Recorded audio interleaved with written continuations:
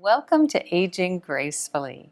I want you to live a long, healthy life without regrets. And speaking of aging gracefully, I have a return guest, Laura Ploenzke from the Avon Lake Public Library, which is right upstairs here. Yes. Thank you so much for coming back today. Oh, thanks for inviting me back. So the last time you were here, I remember you telling me, for one thing, I love to bring out that you just got your master's degree a few years ago. Yes, I did. And you were, 47 or so at the time? Mm-hmm. Yes. I just think that is a really good example for other people who always wonder whether or not they should go back or if they're too old for it. So. Oh, absolutely. I don't think you're ever too old. You often read in stories in newspapers about people in their 80s going back to school. But I had been working in libraries for 12 years, and I really enjoyed it. It was my 5th career, and I thought, I really can't advance unless I get a master's degree. And then I was reading a self-help book, and the author talked about talking to this one woman who wanted to go back and get her law degree, and she said, but I'll be 53 when I get my law degree. And he said, well, you'll still be 53 no matter what, barring nothing drastic. So he said, do you want to be 53 with your law degree or 53 without your law degree? And I thought, that's true. So I got my master's in a year and a half, and I've been at Avon Lake for almost 3.5 years. Yes, and I'm grateful that you're here, and I know so many other patrons of the library are too, because you're just a wealth of information and you have an inspiring story. Thank you. So you're almost 51 now. Yes, one more month. Yes, I think it was 6 months or so ago that you were here, and we talked about really genealogy, kind of genealogy 101. Right. So I know you are super expert in that area, and I could talk to you all day about that. You could probably talk all day about that. But today, I think we'll just focus on more of some of the things that a library has to offer that people don't always know. No, there are a lot of things about the library that people don't know. One of the things they don't know is that their library card expires every 2 years. And of course, this is just for our library, but every library has their own policy. When people come in or they try to use a book that they've downloaded or want to download a book, and they call us up and my library card doesn't work, and why not? And so then we look, and usually it's because their card has expired. So it just means that you need to come in, or you can call and we can update your card. It's free, it only takes a minute, and it's just so that we can have your current information on file, because we get the other side of it too. When people don't update their information, then they call up and say, well, I never got a call about my book that I put on hold. And well, that's because we don't have your updated information. So this is one way to get it. Do you have to be a certain age to get a library card? Under 18, you need a parent signature. Okay. But no, you can get a library card as soon as you're born. And can you have library cards for different systems? For example, this county, another county? I think I have 5 library cards. Okay. 5 or 6 or something like that. So yeah, as long as you register, you can get a library card, and it doesn't matter. A lot of people say, do I have to be a resident of Avon Lake? And you don't. You have to be a resident of Ohio. But you can also get a temporary card, or you can get an online card if you want to download books. You can do that. But a regular card, you would have to be a resident of Ohio. Okay. And I would say there was a time, there would probably be more reason to have different library cards, just because now we have the interlibrary loan system. So really with just one library card, you can get, thousands, who knows, millions of books available. Yes. Well, obviously, we only have so much space, and there are certain items that we have to get, We try to get a good mix of items, but we can't possibly have everything. So the interlibrary loan system is a great way to get books and audiobooks and CDs that we might not have. Now, if enough people request the same item repeatedly, then we will consider purchasing it because obviously there is an interest, there's a need for that. So we try to look at the items that people are requesting, and then we decide whether that's something we want to add to our collection. A lot of people look for things that are older. By older, I mean 20 years or older. And we don't always, we try to keep the newer items in our collection. So if it's something really, really old, unless it's a classic, we're probably just better off getting it from interlibrary loan. Okay, because there are some libraries that would more specialize in keeping the older books, is that? Well, some libraries don't always have money to update their collection, or they don't, their patrons like the items that they have, so they might just hang on to them, or they might have a lot of space, Right. So they can keep those items forever, but we can't. Okay. So sounds good. So what are some other things that we can do once we have a library card? I think today the library is not just all about getting books like it used to be. Now it's like it's a community center that has just amazing programs. So let's say we've got our library card. Yes, we can come in, we can borrow a book. You mentioned, I think, some CDs or tapes, movies, this kind of thing, DVDs. But also, let's talk about some of the apps. There's some apps that are available to us that you can use your phone and install the app, and then you log in with your library card. Tell me about that. There's an app called Libby, Libby, that is through Overdrive. Many people used to know it as Overdrive, and that's the name of the company that makes it. But their new app now is called Libby, and it's much more simplified than the other app used to be. So it's very easy. It's got this little character that takes you through the steps of setting up your free account.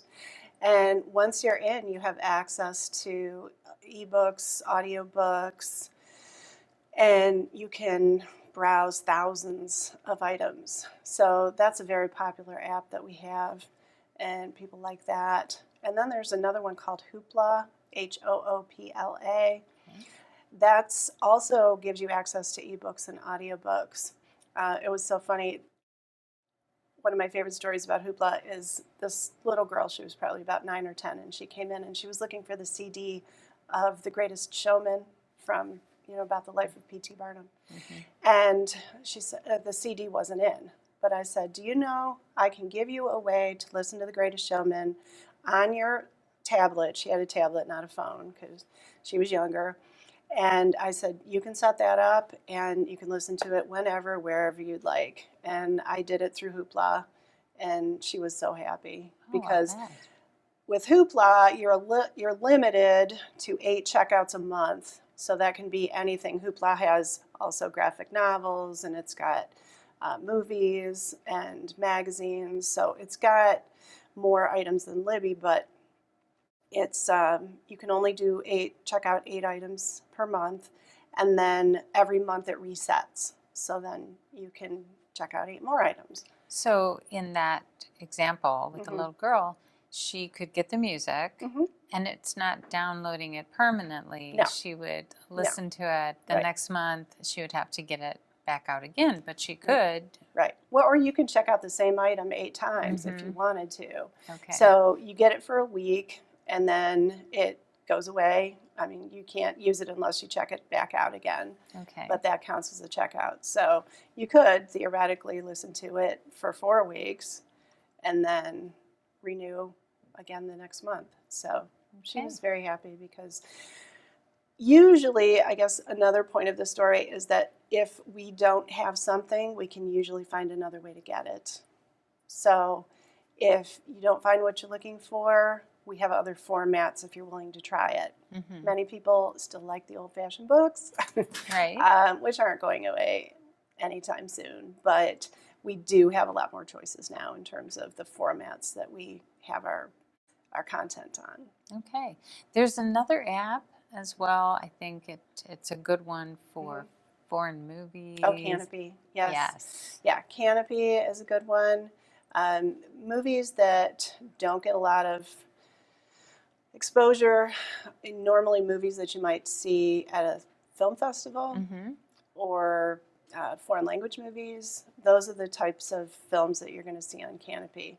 And you can set up an account for that, again, through the library. And you just go to our homepage, alpl.org, our website. And then you can go in to digital resources and set up your account that way.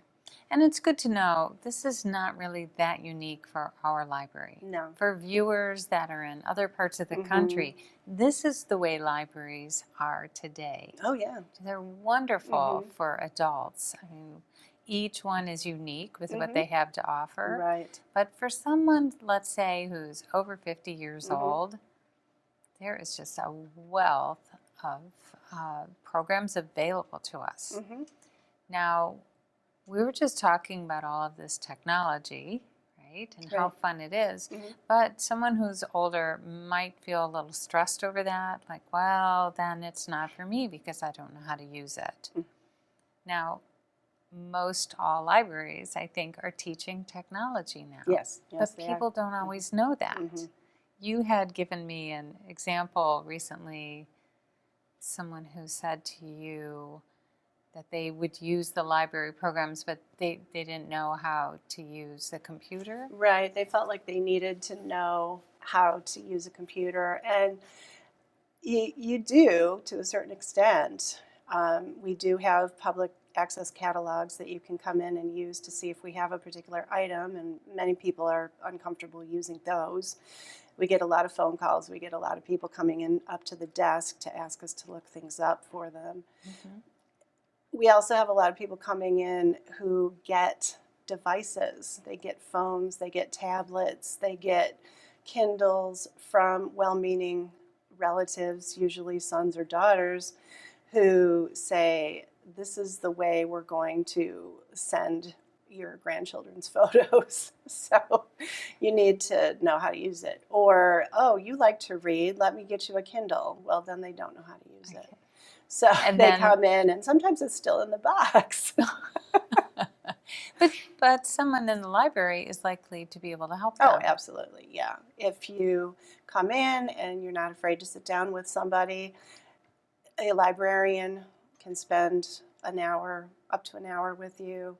You can reserve a time to come in, and we'll be happy to sit down and help you, walk you through it, and show you the basics. Now, I'll bet that is something people just don't know. So I really appreciate that. And in our particular library, we have Tuesdays with technology. So if you prefer to be in a group setting, which can be really nice for someone who lives alone and they want some opportunities to learn with other people as well. So you can do a whole group effort as well, learning together the different types of technology. Oh, absolutely. Yeah, there's no pressure in that because you're just kind of absorbing the information and you're saying, okay, this is what the library has, and I can either reserve a time with the librarian later on, or I can try to figure this out myself. One of the most popular programs we have had with technology is cutting the cord in terms of people getting rid of their cable. Because cable's getting more expensive. There's a lot of content on there that most people don't want. So they're paying for things that they don't even watch. And there are just many, many ways that you can get the content that you want and pay a lot less. So Rokus are a good example. We have Rokus that you can check out from the library. If you're thinking about getting one, you can check it out for a week. It comes preloaded with things like Netflix and all kinds of different channels, and then you can see if it's right for you. So for example, you've missed that program, Mhm. you could call and ask for a one-on-one instruction Right. so that you can learn Mhm. and find out what you missed. Right, exactly. Yes, we also have handouts that you can get that our assistant director who did the program, presented the program, he put together a handout that gives you some resources to check out in terms of what's available here at the library and some other things to think about, different companies that offer you choices in terms of getting your content. So continuing on with how much education we have to offer in our libraries and your expertise with genealogy, let's go into that a little bit, because of course you're available to help people. And in fact, I brought something in for you to look at of mine today, and I was surprised to see that you'd never seen that. It's like, wow, if Laura doesn't know what this is, that's interesting. You're just so knowledgeable. So talk about the programs that we have here that people might not want to pay for at home. They don't have to if they come to their local library. Can you talk about that? Well, we have a resource through the state that offers many databases, including genealogy databases. Through our library website, you can go and look at the website or at these databases through our website. The only one that you can't do is Ancestry. This is not Ancestry.com. This is not the commercial site. This is called Ancestry Library Edition, but because of the licensing with the company, you can only use it in the library. And that's not just true for here, that's true for any library. So whether you would use Ancestry Library Edition at our library or somewhere else, you'd still have to go to the library. But everything else you can use at home. So Fold 3 is an excellent database if you're researching military personnel. They cover every war you can possibly think of. And you can also set up a page, a memorial page for a person who either was a friend or a family member. You can post their photo. You can post all kinds of information related to their military career. So that's something you can do. And that's all available from home through the library website. And then there's also Heritage Quest, which is kind of a more simplified version of Ancestry. And that doesn't have all of the features as Ancestry does, but it is still a good research tool. And then in addition to that, you teach the classes. That's how you and I met a few years ago. Yeah. Great. Well, the past year I haven't been teaching the classes. I'm still setting them up. I'm still arranging them, but I've had someone come in, or several people come in from the Family History Center in Westlake, and they will come in, and each one of these people is an expert in a particular area. So I'm kind of filling in the gaps that I have not been able to do for the past few years because I don't have the knowledge. I'm very knowledgeable with United States genealogy and state genealogy, but in terms of once you cross over into Europe or other countries, then I really don't have a lot of experience. So in September, later in September, we're going to have, on September 24th, we're having a Fold 3 workshop. So if you're interested in military history or genealogy, you can have somebody come, or you can come and listen to somebody talk about Fold 3. And then we're also going to have a workshop in October and November, and we'll probably do a workshop about Eastern genealogy because a lot of people in this area are from Central and Eastern Europe. And then we're also probably going to talk about adoption. Many people are interested in that as well. Sure. So we have a lot of exciting workshops coming up. I love it. And here is the program information. Guide, yes, your program guide, and probably every library has something similar. Yes, they do. Yes. So if you're not local to my viewers, you can go to your local library and ask for the program guide.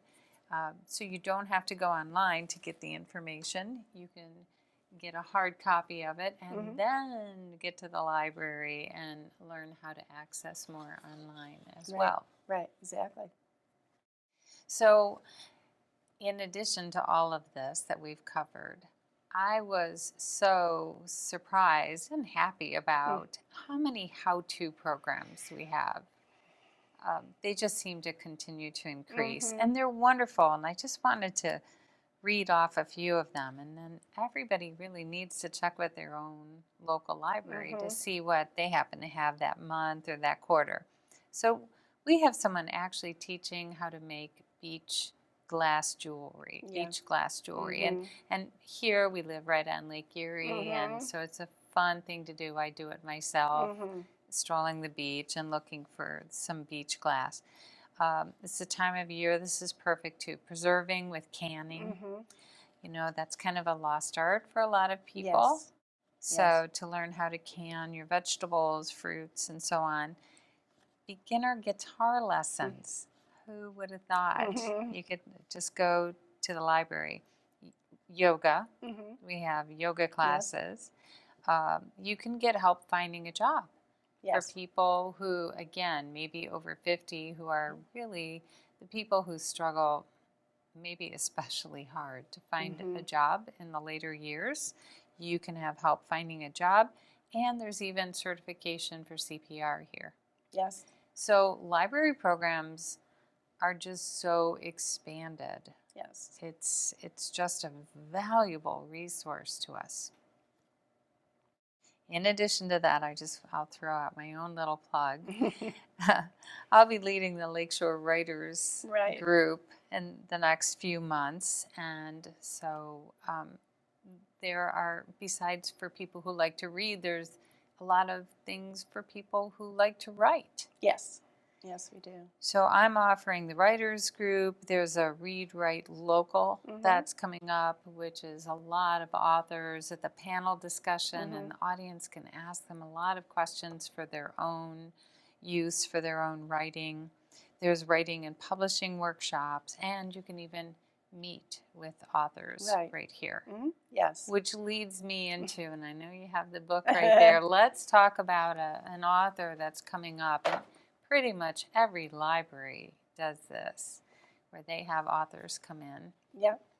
This is Mudbound by Hillary Jordan. And she wrote this book about 11 years ago. It won a number of awards. In fact, right as we are filming this, just down the hall, they are watching the movie, which is available on Netflix. Okay. So this is all in preparation for her visit on October 3rd. She will be speaking at the Avon Lake High School, which is right next door to us, to the library. And then she will speak in the afternoon, and then in the evening she'll come to the library and speak, and she'll also be signing books. So what we have done, in fact, I've been on the committee to organize this event since January. Wow. Takes a lot of planning. And what we have done through our committee is think about ways that we can present the book and not just, oh, the author's coming, but what else can we do to get people engaged and interested in the story, interested in the author visit. Really, we talked about genealogy, we talked about history. This story takes place during World War II in Mississippi, and it's about a family who moves to a farm in Mississippi during World War II and how the war affects them, how racism affects them, just family dynamics that some of which are still unfortunately resonating today. There's some domestic violence and just some very heavy topics. But it is an excellent story. It's a very important story, and we wanted to be sensitive to the telling of that story. So we have put together some exhibits that are around the library about life in the 1940s. In fact, it's been so much fun to see people come in because many of our patrons are over 50. And over 60 and 70 and 80, and they come in and they see these exhibits and say, oh, I remember that from when I was a kid, or my dad served in World War I or World War II, or I still have some of his items and things from the military. And we also have an honor wall, which means that we are asking people to bring in a copy of a picture, not the original, but a copy of a picture of somebody they know who served in World War II, and then we will put them up on display in the library. And if you want to write a little caption about them and we put that underneath, then people can see it's just a way of remembering these people and visually seeing how the impact of the war had on so many people. Right. And you're going to give me a little tour afterwards, yes. right? Yeah. We're going to go upstairs. Yeah. You said really there's a map that's been created. Right. It's just like a museum. Yes. You get a map, and then it tells you where all the exhibits are, and it tells you what the exhibits are, and it's just been an amazing process to be a part of. Well, speaking of museum, I think another thing that people don't know, that this library, and I'm sure most libraries, they have a lot of local artifacts, right? Yes. The information that, so it doesn't get lost, old newspapers.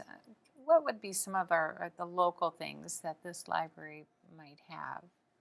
Well, that's part of my job, is to collect items like this and digitize those items and share them online so that anybody in the world with internet access can look at these items.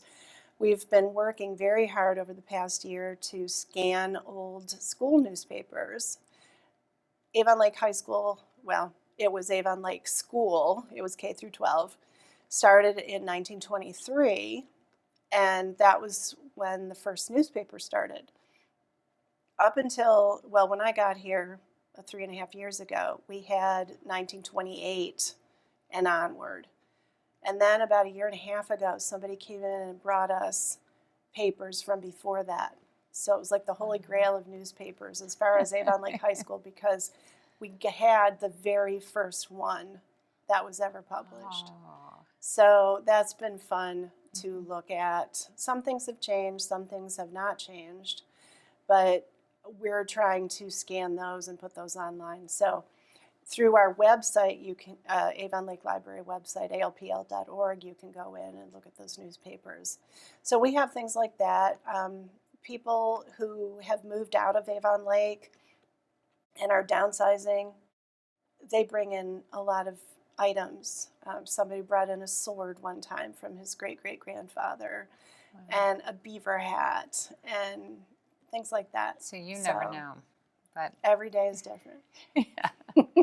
So we're running out of time. So I just want to show very quickly, you have here, if someone might say, well, I don't know how I'd play the audiobook, or I don't have a computer. This Playaway is a way. Can you open that and show? A lot of cars now are not, or many cars are not coming built with CD players anymore. So people are wondering, well, how am I going to listen to audiobooks? Well, this is one way to do it. This is called a Playaway. Many people don't know that we even have these. I have never seen this before until you brought this in. We have a small collection of fiction and nonfiction. We try to keep the most popular titles. And what you do is you check this out, and then you open it up. It's a little preloaded story. So the title, that's the only thing that's on here, is whatever this book is.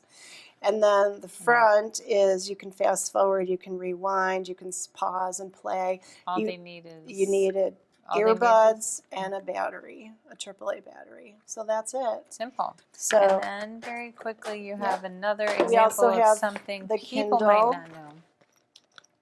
It comes in this kit, and then the Kindle is made by Amazon, and it comes with a charger. It comes with this little tablet, and then as you can see, the book whatever you're reading comes up. But it comes preloaded with, it comes preloaded with all of these books. So, Oh, a lot of them. so you get a whole sheet that tells you what's already on here. And then if you can't get the hard copy book, you can come and get a Kindle and take this home. And I wanted to point out, too, for viewers who say, well, gosh, I need the large print books. You can adjust the text. Yes, you can. Really, really large. Mm-hmm. Larger than any book becomes printed. Yes. Yes. In fact, I know somebody who likes to have it like there's 12 words on a page. Right. I mean, that's how large it is. And so you can I know enlarge someone too it. the vision is so poor, so it's wonderful. It is, it really is. And you can look up words. If you come across a word you don't know, you can tap on it, tell you what it means. Yeah. So it's all kinds of features. And again, we could have someone at the library give one-on-one instruction. Absolutely. Right. And once people realize how easy it is to use, then they're not so intimidated. So, Laura, we're going to have you back again. Yeah, time goes fast. Yeah, a number of times, I'm sure, because things change, too. They do. Oh, so technology's changing, and resources here continue to become more available. So we'll have you back again. We're running out of time, but we have to have some ageless advice. So let me just ask, you know so much about history and genealogy. I want to know why. How could you tell a viewer that there's value to this? What is the value to knowing history of your location or in general? Well, that's a really good question. Answers, I think, are different for many people. Everybody would have their own personal reason for doing it. My personal reason is it puts me in context. It puts my life in context. It puts my ancestors' lives in context. I get a sense of why they moved to certain areas, what prompted them to make the decisions that they did, what affected them in their lives that maybe caused them to move somewhere else or to stay where they were or to have more children or whatever. Every decision they made is dictated by where they were living and what they were doing and what happened to other family members. So it just gives me a sense of identity and tells me, okay, this is how I got here. I like that.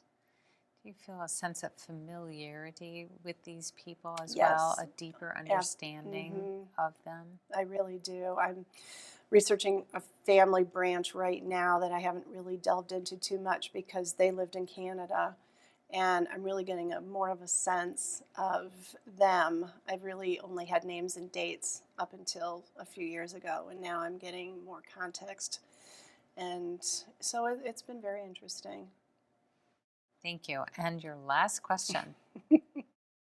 So what would you say is your best advice or the best thing you've learned about aging gracefully? Well, I think I said it last time, and I don't think my answer's too different, but basically there's nothing you can do about getting older, and you just have, I think, make the most of it. There are a lot of things that I think are easier as you get older. You're not as concerned with what people think, and you just realize from experience that things usually don't turn out as badly as you think they will. And you just try to do your best and don't worry about what, some of the things that might have held you back earlier. You don't have a lot, you have a limited time. So either you're going to do them now or you're not. So you might as well just go for it. Go for it. I love that. Thank you. And I love having you here today. Thank you. Thank you so much for coming back. And will you come back again another time? Sure, yes. We always have things to talk about. Yes, we do. All right. Thank you, Laura. All right. Thank you. And for my viewers, thank you so much for watching. And if you haven't been to my website yet, please do go to www.aginggracefully.tv, where you could watch this episode over and over again if you'd like. But there's also an email that comes out on Saturdays, and it gives you some quick to read articles and tips for living that long, healthy life without regrets. Thank you again, Laura. Thank you.